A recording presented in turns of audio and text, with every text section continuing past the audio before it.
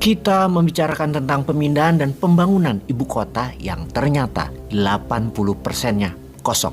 Ini bukan cerita karangan atau rekayasa. Informasi tentang ibu kota 80% kosong itu benar adanya.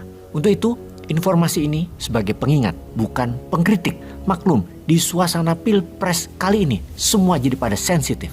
Banyak sekali hal yang pada pemilu kali ini sangat tidak menentu sampai harus menunggu waktu pendaftaran terakhir yaitu 25 Oktober 2023 yang semua itu akan jadi jelas dalam 3-4 minggu ke depan.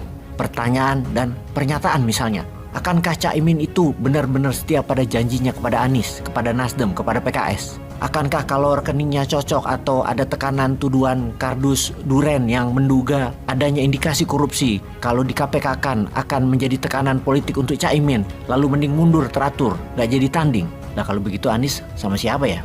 Atau sama Ahmad Heriawannya PKS? Atau malah kalau Caimin mundur di akhir-akhir, PKS juga mendingan gabung Prabowo. Lah kan bubar kalau kayak gitu terjadi. Lalu di sisi incumbent, Gibran sudah diusung jadi cawapres. Gibran cawapres siapa ya? Cawapres Pak Prabowo bisa, cawapres Pak Ganjar bisa juga. Kalau Pak Jokowi dikasih jabatan Ketua Umum PDIP. Bu Mega jadi Dewan Pembina PDIP. Nah loh, kalau begini bingung gak tuh jadinya? Pak Ganjar nomor 2 di bawah Prabowo. PDIP bilang, kita partai pemenang dan kita lebih besar dari Gerindra. Pak Prabowo lah yang harus di bawah Ganjar. Atau mikir-mikir ribet, apa ditunda 2 tahun biar pada tenang semua. Bagaimana? Nah, selagi kita pada bingung urusan politik, kita ke negara Turkmenistan.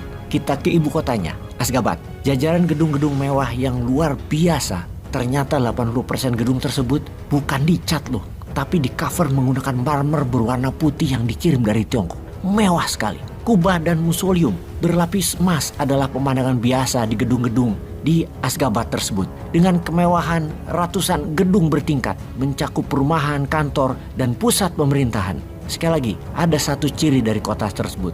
Kota mewah Aşgabat tersebut yaitu kosong. Hanya terisi 20%-nya saja. Bayangkan, dengan pendapatan penduduk di bawah $200 sebulannya, nilai bangunan apartemen itu setara 200.000 atau 500.000 dolar.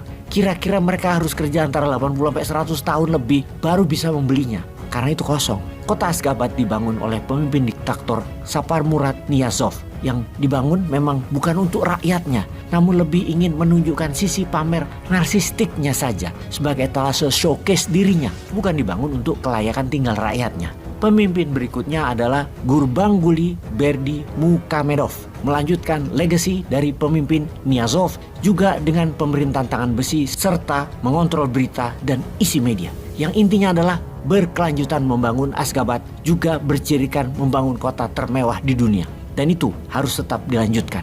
Turkmenistan memang bukan negara miskin. Mereka menghasilkan gas alam nomor 6 terbesar di dunia setelah Rusia, Arab Saudi, Amerika, dan Qatar. Pemimpin yang diktator tadi bahkan lebih parah dari Kim Il-sung atau Kim Jong-un, pemimpin Korea Utara menurut banyak pengamat bernegara. Pastinya kendali ekonomi di kalangan elitis. Jarak antara orang kaya dan miskin demikian lebarnya. Yang makmur hanya anggota keluarga pejabat dan teman-temannya atau para oligark Turkmenistan yang kebanyakan juga tentara Saparmurat sewaktu seperjuangan melepas diri dari Uni Soviet di awal tahun 90-an. Turkmenistan itu negara landlocked, diapit oleh Iran, Afghanistan, Uzbekistan di sisi utara, dan Kazakhstan di sisi selatan.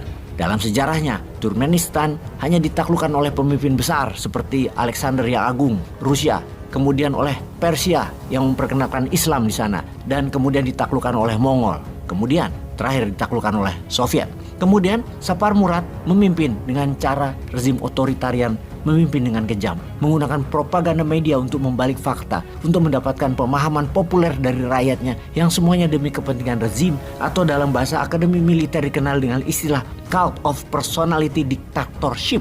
Masyarakat dibangun rasa takut dengan penguasa. Niyazov meninggal di tahun 2006, dilanjutkan oleh wakilnya Gurbanguly Berdimuhamedov, di mana di tahun 2021 Gurbanguly mengundurkan diri digantikan anaknya Serdar Berdimuhamedov yang masih muda ketika itu, masih 39 tahun, belum 40 tahun. Mungkin di sana nggak ada aturan MK atau jangan-jangan diubah sama MK-nya sana agar usia di bawah 40 bisa jadi presiden atau wapres kali ya. Yang beginian detail mana gue tahu dah.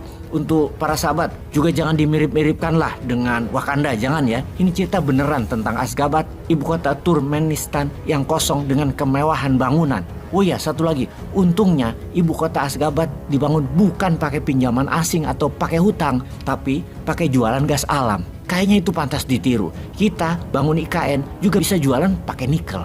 Tapi sayang nikelnya tidak pakai pasal 33 sebagai milik negara dan rakyat, tapi dipegang oleh oligar siapa gitu, oligarnya lupa gua. Oligar peng-peng kalau nggak salah. Yang oligar penguasa dan pengusaha itu kalau nggak salah nih ya. Mohon pencerahannya. Intinya semoga dapat manfaat dari kota Asgabat. Peace.